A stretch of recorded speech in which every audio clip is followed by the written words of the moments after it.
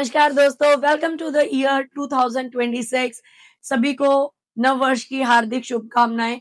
आज हम इस वीडियो को लेकर आ गए हैं और इसी तरह से हम काफी सारे अपडेट्स आपके साथ हमेशा लेकर आएंगे। आज जिस पे हम बात कर रहे हैं वो है अपडेटेड रिटर्न। जैसा कि हमने अपनी पुरानी वीडियो में बताया कि आपके पास 31 दिसंबर 2025 तक आपके पास दो विकल्प थे।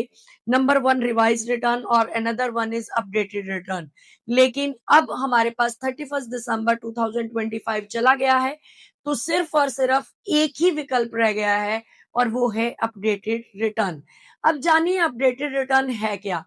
ये सेक्शन 139(8)(a) के अंदर रिटर्न भरी जा सकती है। This is type of correction. ये हम ऐसा ना माने कि ये कोई ऐसा विकल्प नहीं है, बेसिकली ये एक करेक्शन का माध्यम है कि अगर आपकी जो इनकम है वो आपने गलत भरी है या कुछ मिसमैच हो गया है या आपने रिफंड क्लेम किया हुआ था पहले लेकिन अभी आप नहीं करना चाहते हैं, कुछ भी ऐसे प्रावधान अगर आप चाहते हैं तो आप अपनी रिटर्न को अपडेट कर सकते हैं, अपडेटेड रिटर्न फाइल कर सकते हैं अंडर सेक्शन 139(8)(a।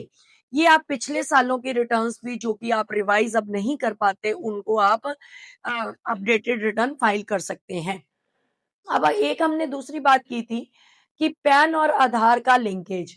अगर आपका पैन और आधार आपस में लिंक नहीं है तो उस केस में क्या होगा कि आपका पैन डीएक्टिवेट हो जाएगा। ऐसा हमने पहले भी बताया था कि अगर 31 दिसंबर 2025 तक अगर आप अपना पैन आधार लिंक नहीं करते हो तो आपको बहुत सारी समस्याओं का सामना करना पड़ सकता है। अब जानिए वो कौन सी समस्या है। नंबर वन, अगर आपका पैन आधार लिंक नहीं है, you can not file your income tax return.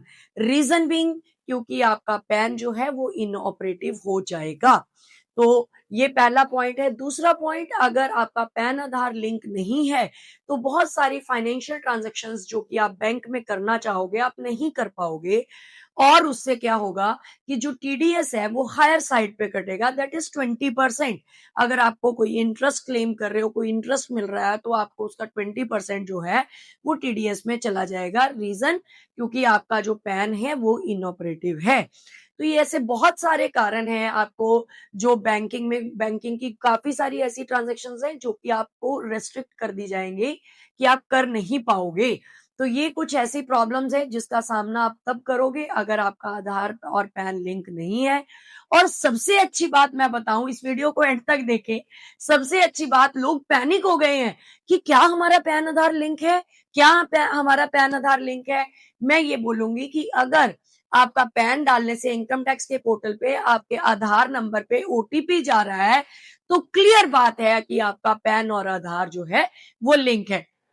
इसके अलावा अगर आपको कोई भी जानकारी चाहिए तो आप दिए हुए नंबरों पर हमें पिन कर सकते हो या हमें ईमेल भी कर सकते हो। धन्यवाद।